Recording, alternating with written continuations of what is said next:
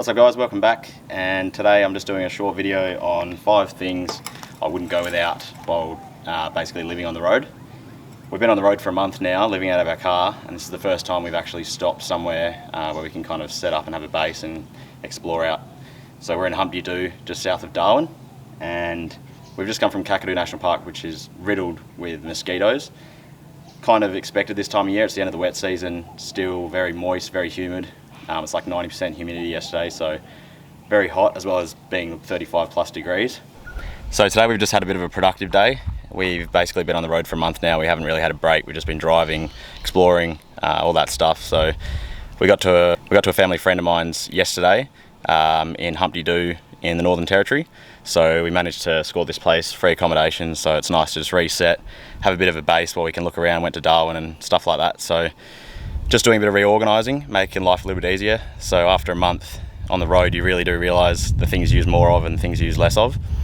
Some of the things I've done today is reorganise this drawer. So I've got a tub that goes on top, and I was actually having stuff in there that I would use more often than stuff that was in this drawer. So I've just reshuffled some stuff like that to make life easier. And little things like this tap I've put on. I just had to drill a hole in here basically and put this tap in for the jerry can. Before that I was taking the jerry can out pretty much every time I wanted to fill my water up. So instead of having to do that every time now, I can do that and I'll just have to fill it while it's on there. I can obviously still take it out, but another thing to just save a bit of time. Before, basically this chain was run inside and I'd used one of the mounts here for the fridge. So every time I wanted to use this table, I'd just run the chain out and just screw it into one of these holes here that I've got as the slide for the table. So now instead of it, just tech screwed it up there and then bolted it down here on the table, and now I can just drop the table down and make lunch and stuff like that. So stuff like this, it was just easier to do once we got to somewhere like this, and I can unload the car and do everything in one hit. Also reshuffled a lot of the inside the back of the car there, so the food storage and stuff like that, so just made little things a lot easier. So Gibbo's also put these little lights on the back here and another little light up the top, which has the orange light for the bugs, because we've actually been hammered by the mosquitoes up here around Kakadu and the NT. It's still quite humid, end of April. Yeah, we're at this really cool place, one of my dad's mates, so he's into all his old rusty stuff, as you can see. Got like a table and chairs here, just made out of old cool stuff, and just like old, pretty much anything old and rusty. Yeah, so basically I've just put 5 things together that I would not travel full time without. It's different if you're doing a few nights camping trip here and there. You can get away without these things because you can go home and obviously recoup and stuff like that. But where we are now, up until now, sorry, we've been living out of our car completely. So caravan parks, we can top up water and do laundry. So that's kind of taken away.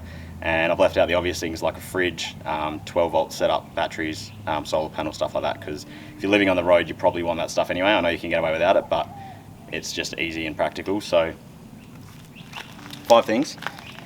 Joking, car wash is definitely not one of them, because you don't have a clean car on the road. I've cleaned my car like twice this whole trip, and pretty much every time I've cleaned it, it's got filthy the next day.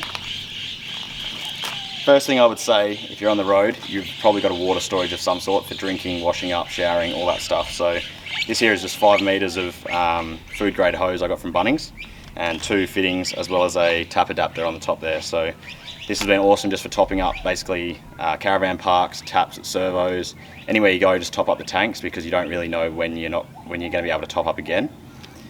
This is food grade stuff, so it's really good. I find garden hose sometimes affects the taste a little bit if you're drinking it. So with this, I'm not including this as a second item, but this is just a $30 filter you can get from Supercheap. It's just like a carbon filter that you just plug into one end of the hose, and I would fill my water jerry up with this. I don't worry about it for the washing up the tank I've got underneath, which is for showering and washing up, but it's just good for drinking, and it yeah, I think it works pretty well. This is 5 meters. I'd possibly go 7. Sometimes it's a bit hard to get to certain places, but I've got out of pretty much everything so far with 5 meters. Number 2 would be a little companion shower. So especially where we are at the moment. I mean, if you're going down south at the moment, where it's, I think Perth is 20 degrees, and I'm sure Melbourne and Tassie and all that are very cold.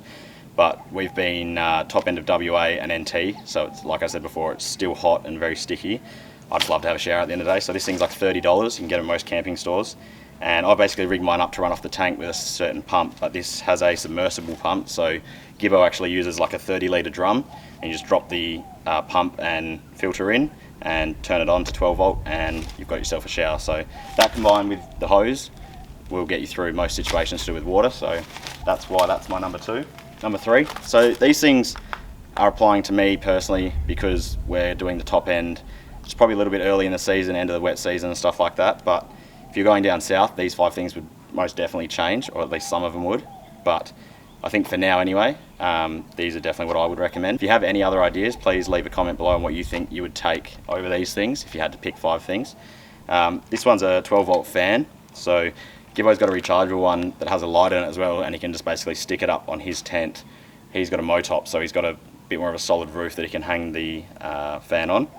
I've got the drifter, so it's a little bit more awkward to put a fan on. So this one here's got an alligator clip which I can just hang on one of the storage pockets at one end, and it's also got an oscillating feature which is handy when you've got two or so people. This thing's got like 2 speed settings, and on the nights we've had where it's just been really humid, no breeze, especially in the corner of a caravan park and stuff like that, this thing is a lifesaver. Like, I would not sleep without it, so that's why that is number 3.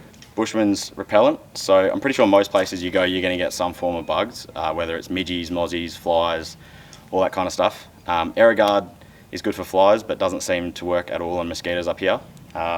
Bushman's is the best stuff we've found so far. Someone recommended that you can mix Dettol and Metho in a spray bottle and basically use that.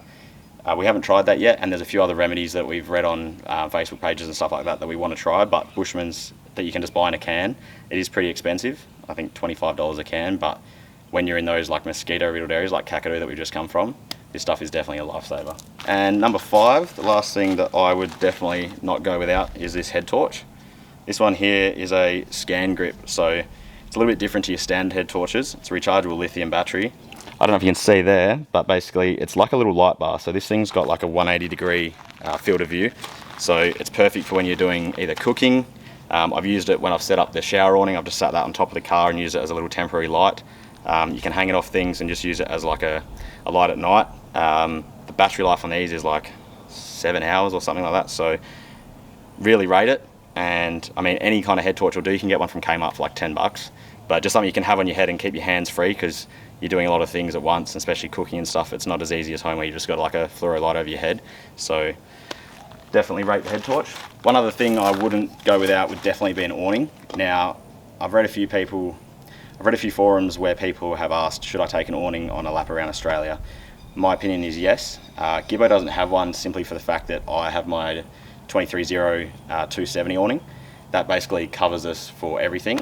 And to me, most four-wheel drives these days do run an awning if you're doing some kind of camping. It's just like, you can buy the King's ones for like $120 and they will get you out of the shit if it's raining and stuff like that. But the 271 for us that are traveling full time, we had it up a number of times when we started and we had a lot of rain, and it just protects that whole area around the car where we're cooking.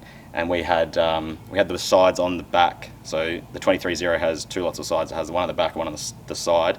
We had just the back side on and it was raining. We had like nearly 9 people in there and everyone stayed reasonably dry. So that's something I wouldn't go without as well, some form of awning. You could definitely get away with like a smaller, just like a King's one, maybe put some sides on it or some walls, and it'll help you out a lot. Of course, there's plenty more things that I have in my car and stuff like that that we use daily, but a lot of them you could probably get away without using, and there's a lot of obvious ones like toolkits and stuff like that that you'd be kind of stupid not to bring. So these are just 5 things that you might not think of if you're going away, and again, this would depend on the area you're going to.